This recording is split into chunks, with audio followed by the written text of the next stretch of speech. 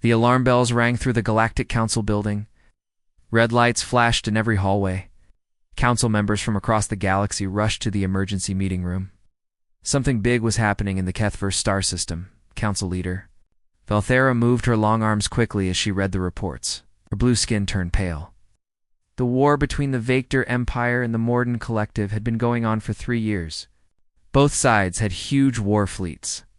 Both sides had weapons that could destroy entire planets. For 3 years, they fought and fought, but nobody won.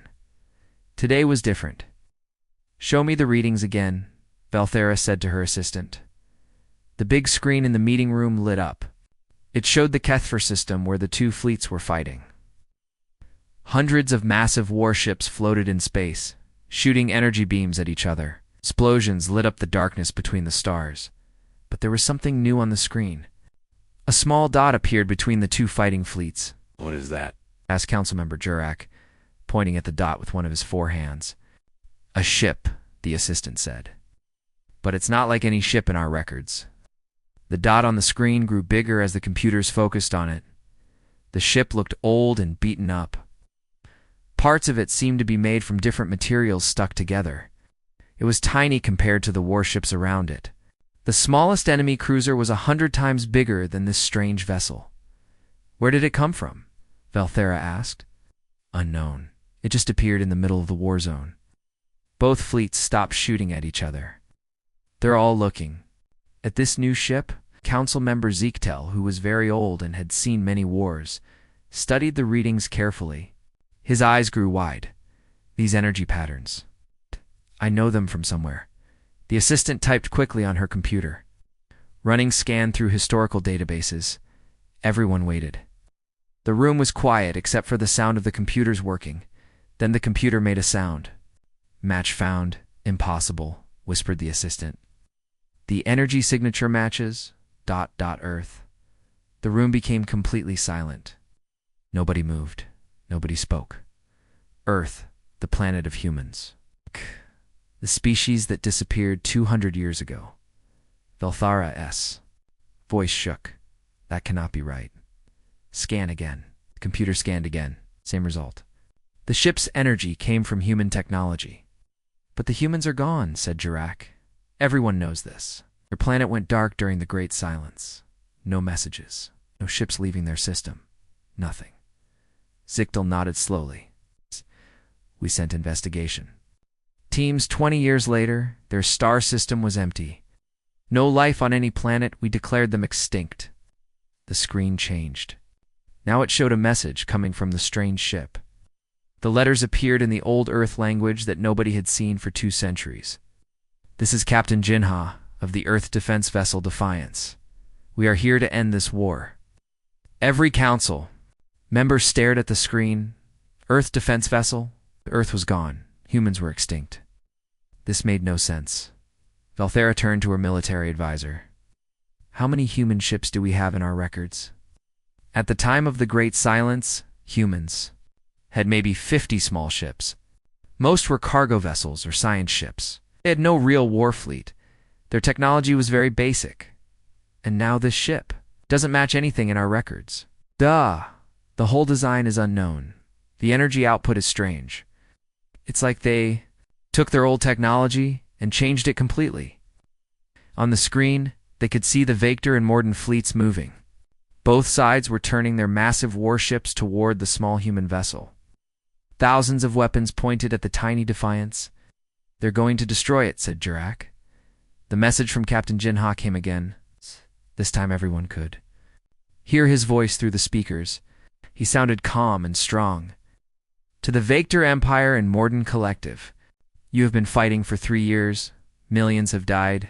Entire worlds have been destroyed. This ends now." The Vector fleet commander sent a reply. His voice was full of anger. "Unknown vessel, you will leave this system immediately. This is a restricted war zone. Your presence violates galactic law." The human captain's answer was simple. "We don't follow your laws anymore." The Morden Collective Admiral also sent a message. "Small ship, you are surrounded by 3,000 war vessels. Each of our ships has more firepower than your entire vessel. Leave now or be destroyed. Captain Ginha laughed. The sound came through the speakers clear and strong. You think numbers matter? You think big ships matter? You don't understand?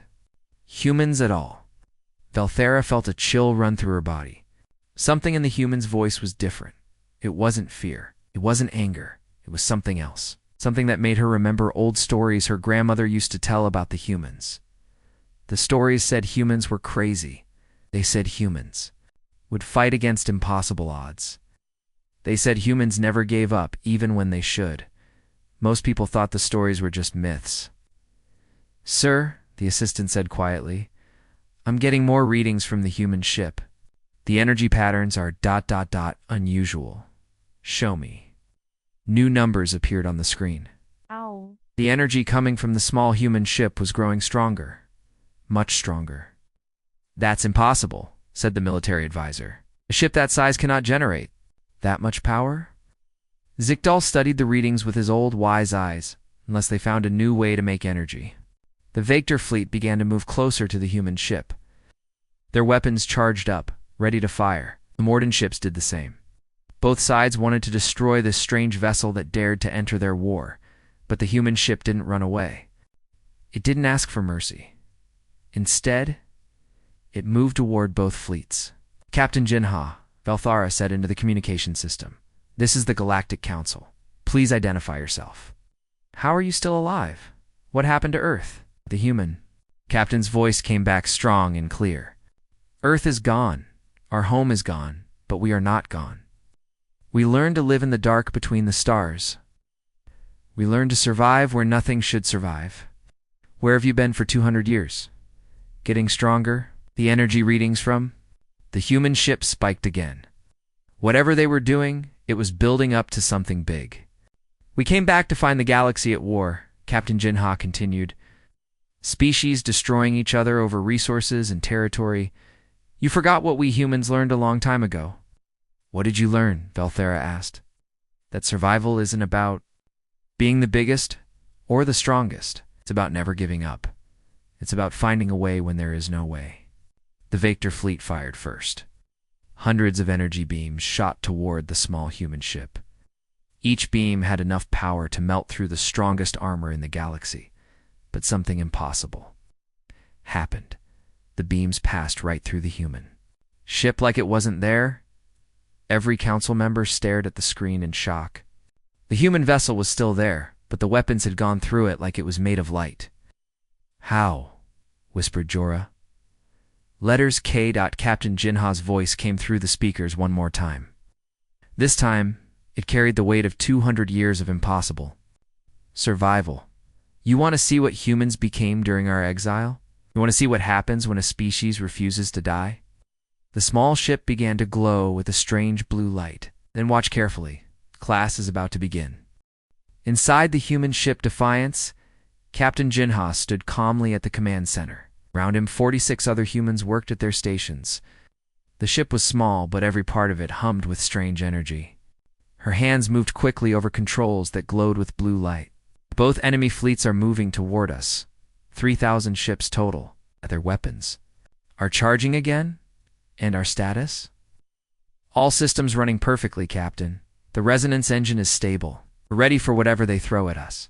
Engineer Quan spoke from his station near the back of the bridge.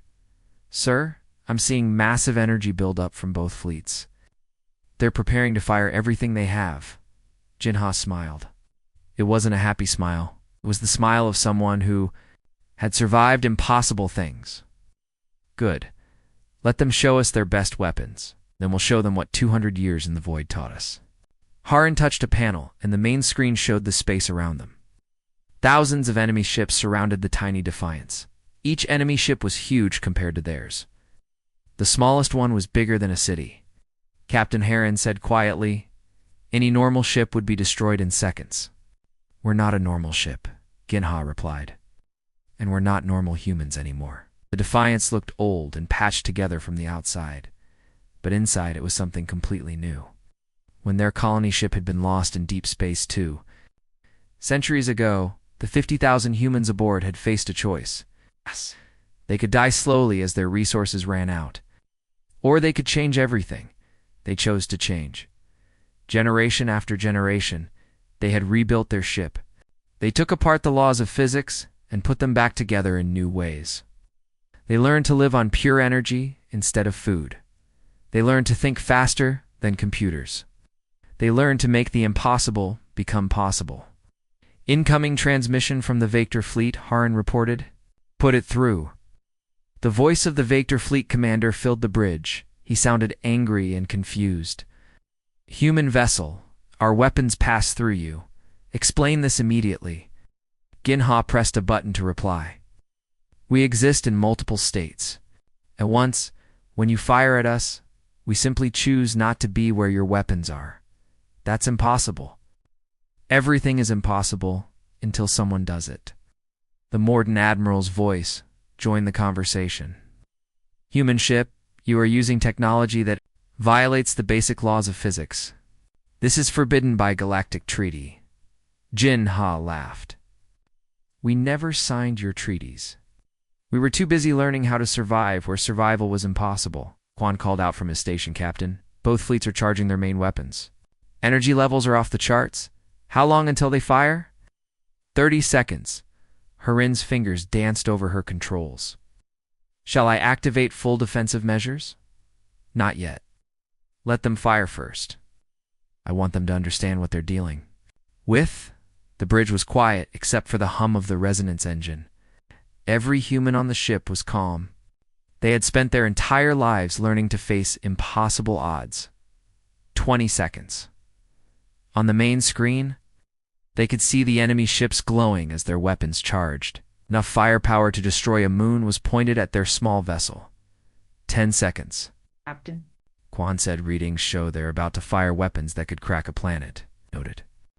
5 seconds. The enemy fleets fired.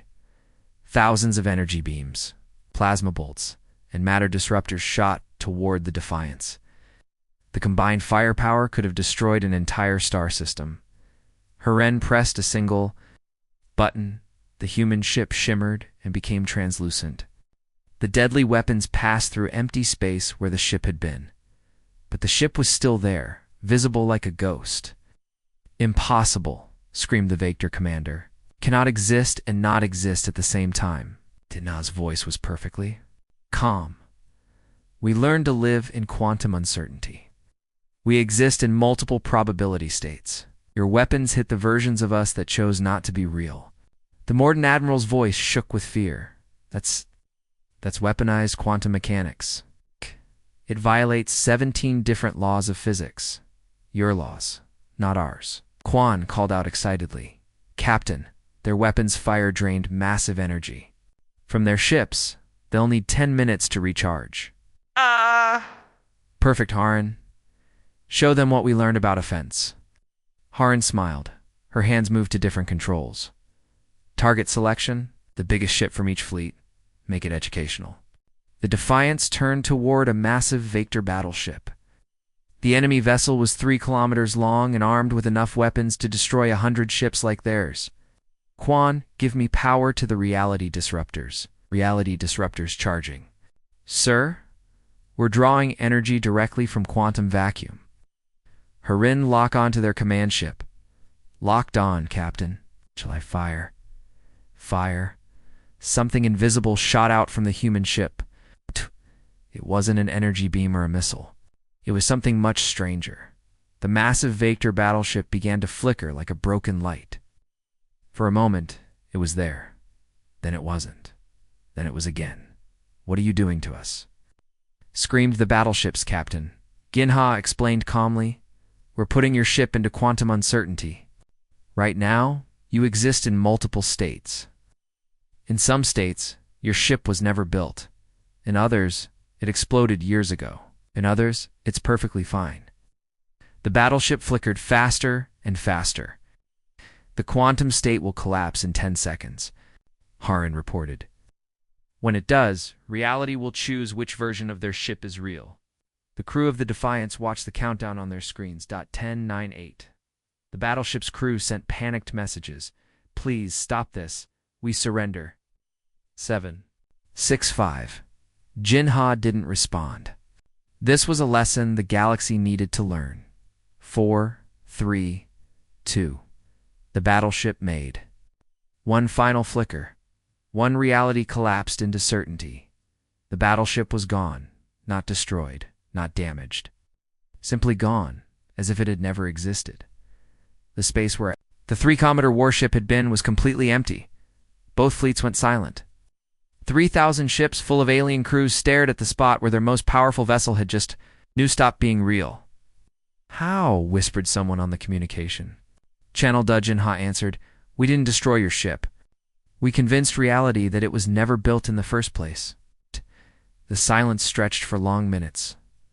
Finally, the Morden admiral spoke. His voice was barely a whisper. What? What are you? Haran answered this time. We're humans.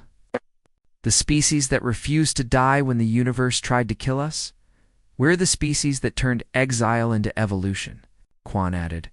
We spent 200 years learning to live where life was impossible. We learned to eat energy instead of food. We learned to think at the speed of light. We learned to make reality obey our will instead of the other way around.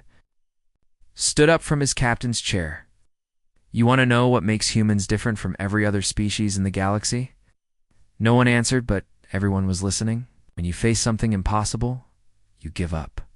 When we face something impossible, we figure out how to make it possible. That's why you're stuck fighting the same war for 3 years. That's why we ended it in 3 minutes. The Defiance began to move again, heading toward the Morden fleet. Now, Jinha said, let's finish this lesson. The Defiance moved slowly toward the Morden fleet. Every alien ship watched in terror as the small human vessel approached. They had just seen their enemy's biggest battleship disappear from reality. Now it was their turn. Captain Hearn said, checking her instruments, the Morden ships are trying to run away. Jinha looked at the main screen. Sure enough, several of the alien ships were turning around and firing their engines at full power. Let them try, he said calmly. How fast can they go? Engineer Quan smiled as he read his displays. Their fastest ships can reach about half light speed, sir. And us?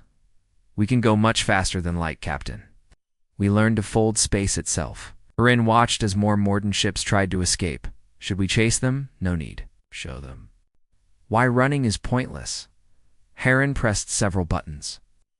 The Defiance suddenly appeared in front of the fleeing ships.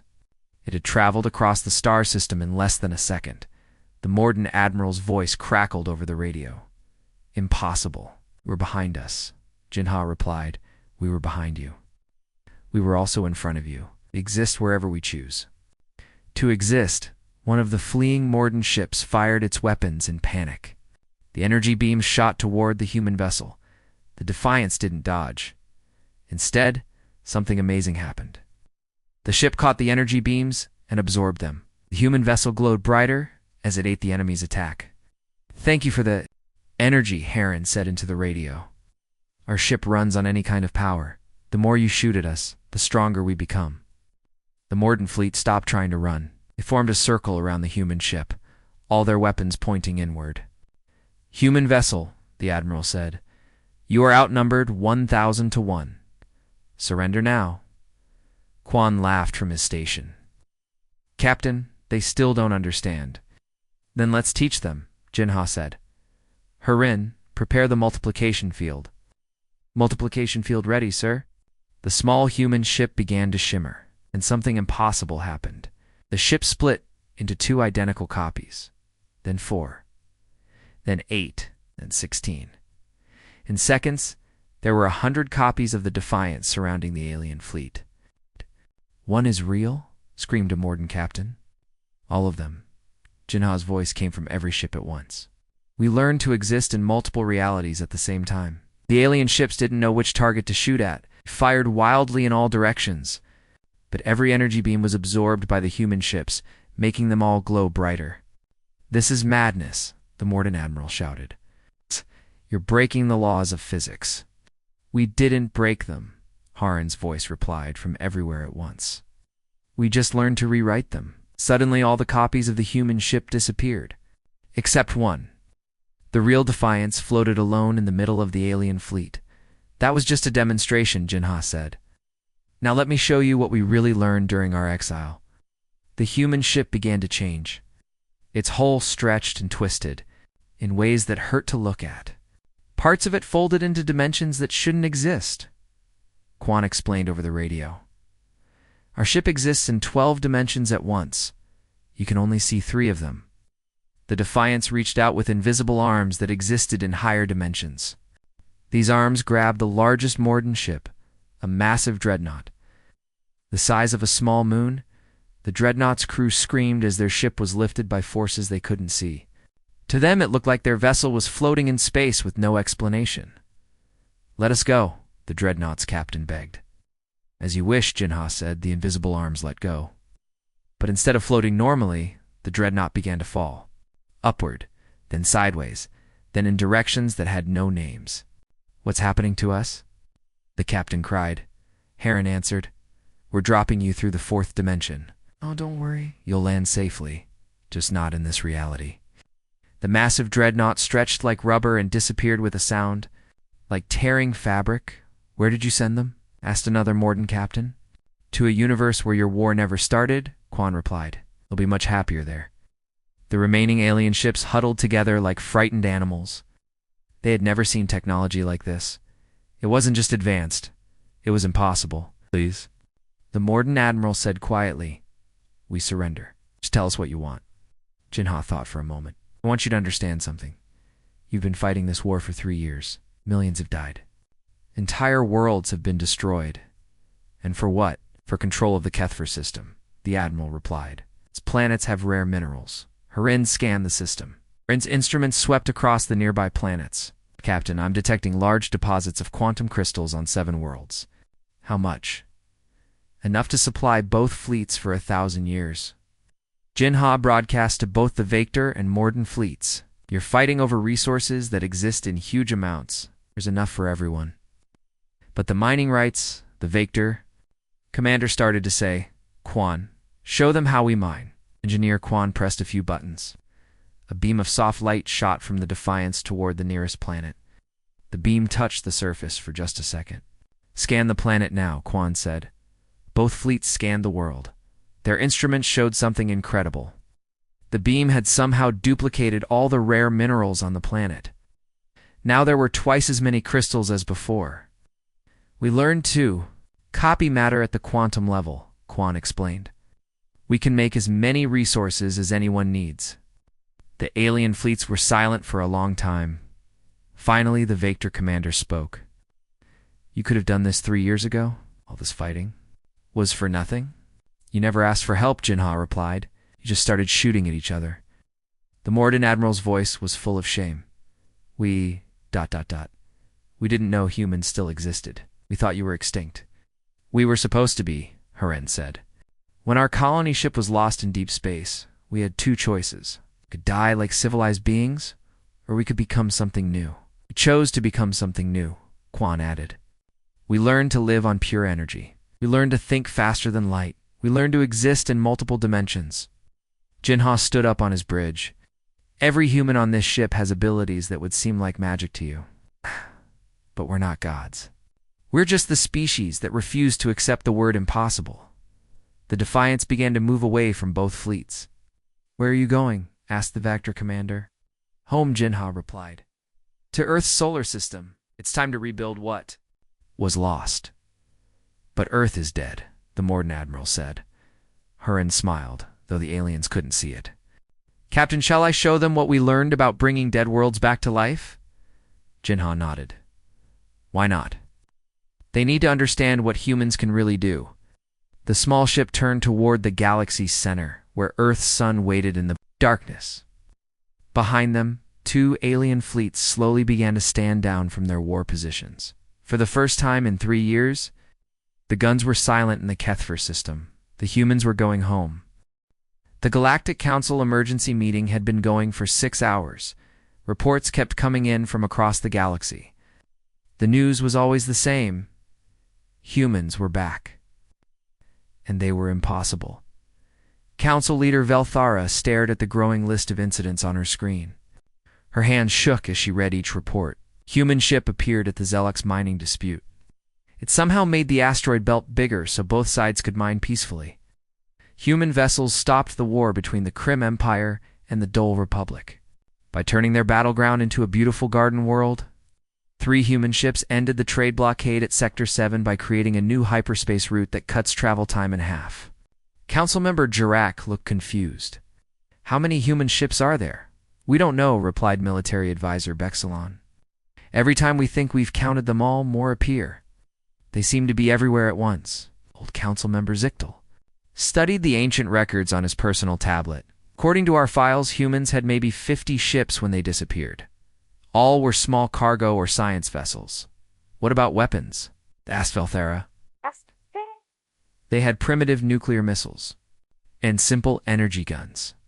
Nothing that could threaten even our oldest warships. And now they have technology that makes our best scientists cry. They can exist in multiple places at once. They can rewrite the laws of physics. They can make dead planets come back to life." The main screen in the council chamber lit up, showed a live feed from the Sol system, the place where Earth used to orbit around its yellow star. "Captain Jinha has agreed to speak with us," announced the communication officer. The screen flickered, and Captain Jinha appeared. He stood on the bridge of his ship, but something was different about him. His eyes glowed with a soft blue light. When he moved, he seemed to blur slightly, as if he existed in several places at once. Council Leader Valthera Jinha said with a small bow, "Thank you for speaking with us, Captain Jinha." Valthera replied carefully, "We need to understand. What happened to your species? Our records show that Earth went silent 200 years ago." Jinha nodded sadly. "Earth did go silent. Our homeworld was dying. Our sun was getting weaker. Our resources were running out. We had 2 choices: stay and die with our planet, or take our chances in deep space. So you left? Some of us left. 50,000 humans boarded colony ships and headed for the stars. But something went wrong with our hyperspace jump. We ended up lost in the void between galaxies." Jirak leaned forward. "How did you survive out there? There's nothing in the void. No planets, no stars, no energy sources." Jinha smiled, and for a moment his image split into 3 copies before becoming one again. "We learned to eat space itself. We learned to drink time. We learned to live on the energy that exists between atoms." "That's impossible," whispered Bexelon. "Everything is impossible until someone does it," Jinha replied. "When you're dying in the void, you either find a way to live, or you die. We chose to live." Haren appeared beside Jinha on the screen. Like him, she seemed to glow within her light. "Council members, may I explain what we became?" Valthara nodded. "In the first 50 years, we learned to change our bodies. We made ourselves able to breathe energy instead of air. We made our minds faster so we could think at the speed of light." Engineer Quan joined them on screen. His hand sparked with blue electricity as he spoke. "In the next 50 years, we learned to change our machines. We built engines that run on quantum uncertainty. We created computers that think with pure mathematics. In the third 50 years, Jinha continued, we learned to change reality itself. We discovered that the universe is just information, and information can be rewritten." Zichtel studied them carefully with his old wise eyes. "You're not the same species that left Earth 200 years ago." "No," Jinha admitted. "We're not. We're what humans became when we had to evolve or die. We call ourselves the next step." The council chamber was completely quiet. Everyone was trying to understand what they were hearing. "But you still look human," Valthera said. Haren laughed, and the sound was like music made of starlight. "We chose to keep this form because we remember where we came from. Inside, we're very different. Watch." Haren held up her hand. Her fingers stretched and became tentacles of pure energy. The tentacles reached through the screen and touched objects in the council chamber, even though she was millions of miles away. Then her hand returned to normal human shape. "We can be anything we need to be," she explained.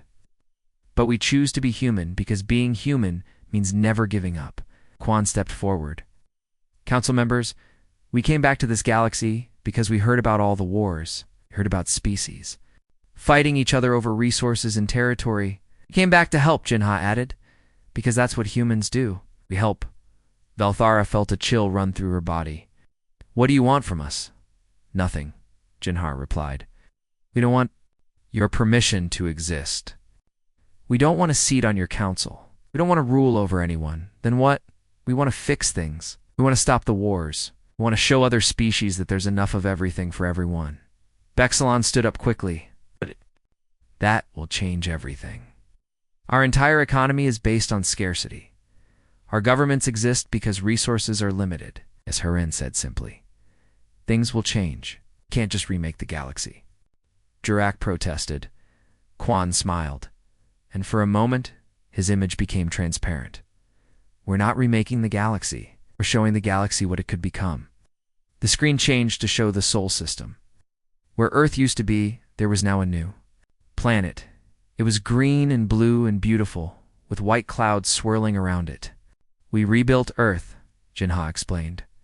"It took us 3 days. We used the quantum memories of what it used to be." The views zoomed in to show cities on the new Earth.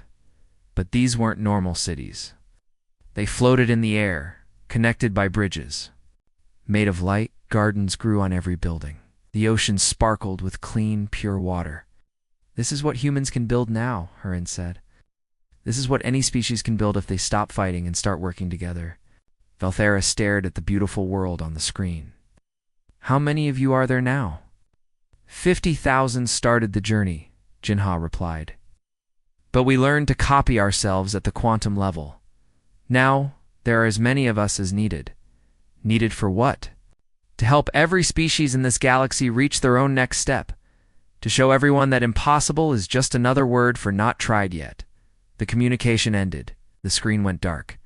The council chamber stayed silent for a long time. Finally, Zikdal spoke in his ancient, creaky voice.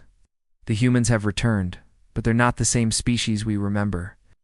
"Are they dangerous?" asked Jurak. Valthara thought about everything she had seen and heard. "No," she said slowly.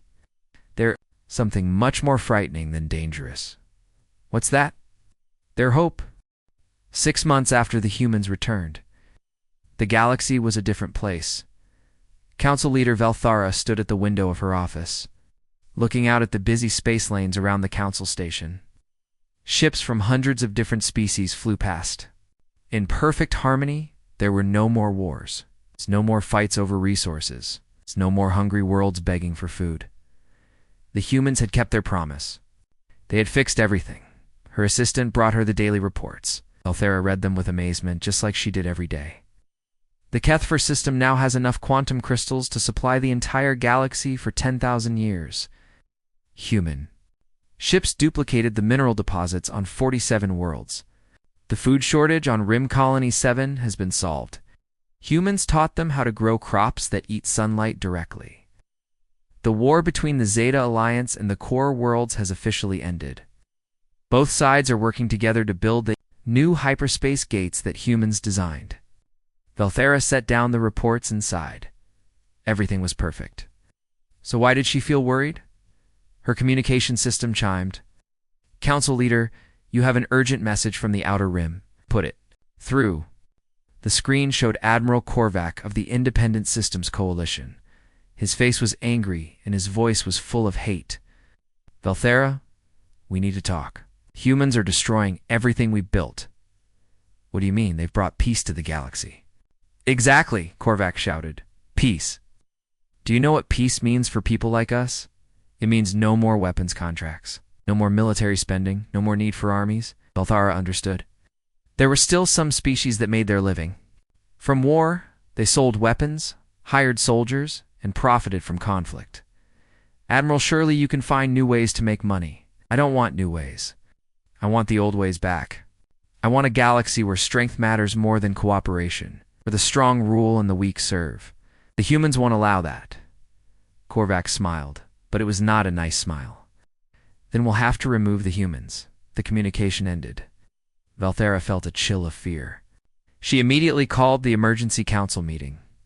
Meanwhile, on the New Earth, Captain Jinha walked through the floating gardens of New Geneva. The city was beautiful, with buildings made of living crystal and streets paved with soft grass. Children from dozens of different species played together in the parks. Heron approached him, her form shimmering slightly as she shifted between dimensions.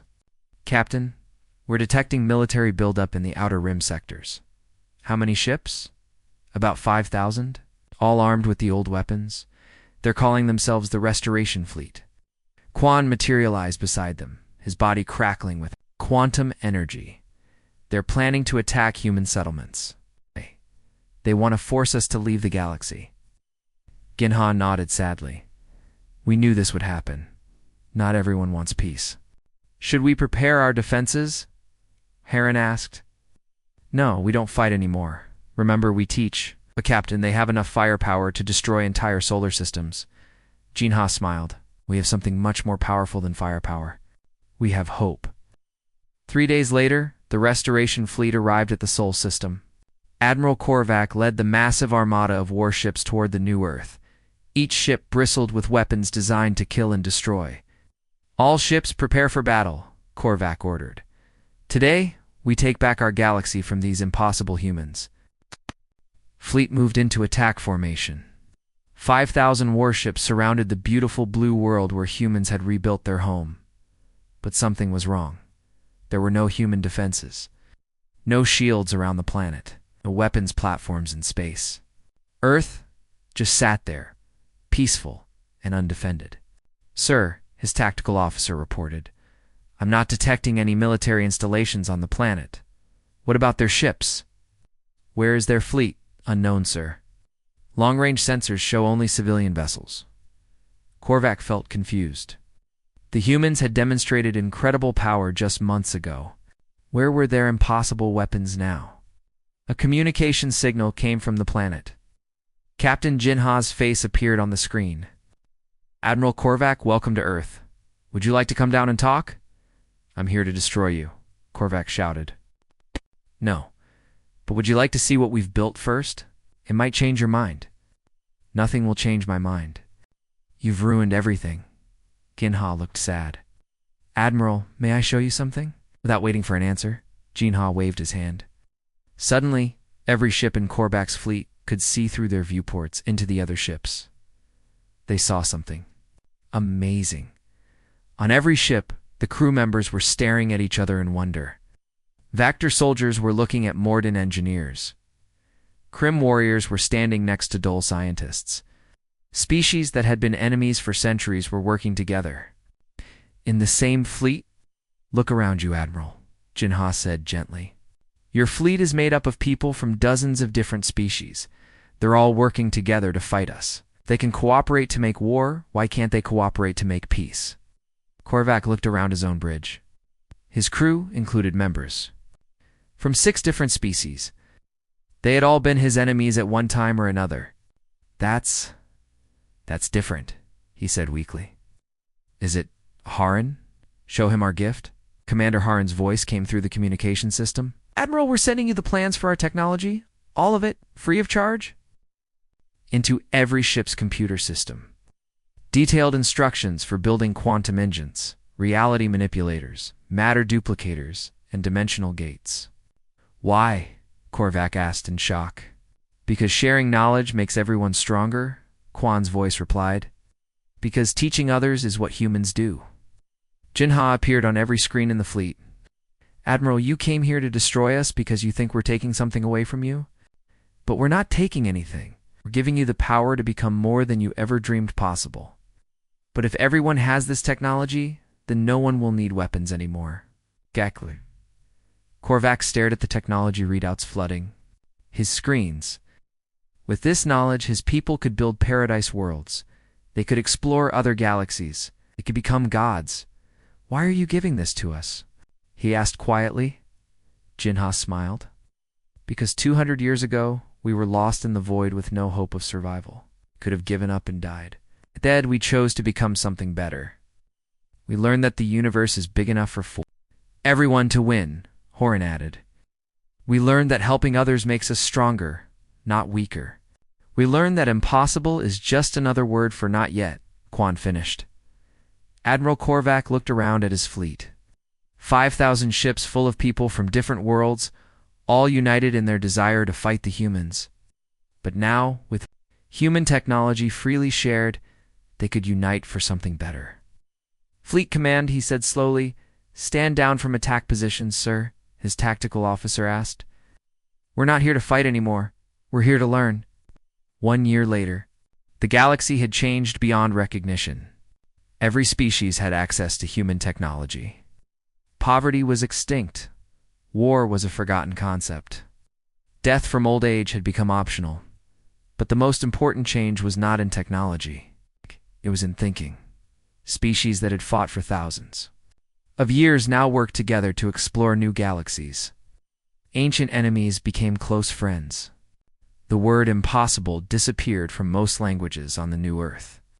Captain Jinha stood with Harin and Quan, watching the stars through the transparent dome of their city. "Do you think we did the right thing?" Harin asked, sharing all. "Our knowledge with everyone, even those who wanted to destroy us." Jinha nodded. "That's what humans do. We help, we teach, we make impossible things possible." Quan pointed to the sky where ships from hundreds of worlds were launching toward distant galaxies. "Look at them go. They're not just exploring space anymore, they're exploring possibility itself." "And it all started with a single ship entering a war zone," Hurin observed. Jinha smiled. "No, it started much earlier than that. Started when 50,000 humans refused to give up in the void. Started when we decided that impossible was just another problem to solve." A new message appeared on their communication system. It was from the edge of the galaxy, where exploration ships had made contact with another galactic civilization. "This is Captain Veltar of the exploration vessel New Harmony. We found another galaxy full of species at war with each other, requesting permission to teach them what we learned." Jinha looked at his old friends. "Ready for another lesson?" Harin and Quan both smiled. "Always," they said together. The message that went out to the edge of the galaxy was simple. Permission granted. Show them what it means to be human. And across the universe, the fire that refused to die continued to spread, turning impossible into inevitable, one act of hope at a time.